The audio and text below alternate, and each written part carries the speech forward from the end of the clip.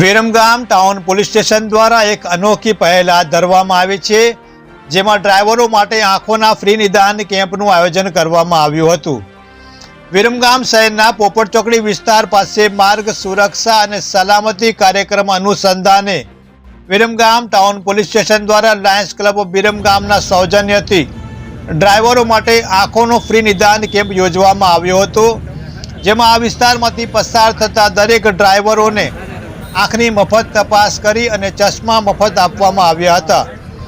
ડ્રાઈવરોમાં માર્ગ સુરક્ષા અને સ્વાસ્થ્ય પ્રત્યે જાગૃતતા લાવવા માટે થઈને આ કેમ્પ ખૂબ જ ઉપયોગી સાબિત થયો હતો।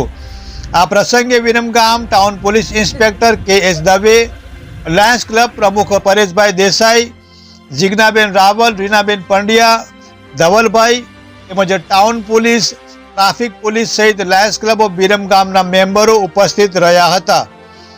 વિરમગામ ટાઉન પોલીસ સ્ટેશનની આ અનોખી પહેલને સ્થાનિક લોકો અને ડ્રાઈવરોએ બિરદાવી હતી। વિરમગામથી Munna Vavra, India crime coverage news.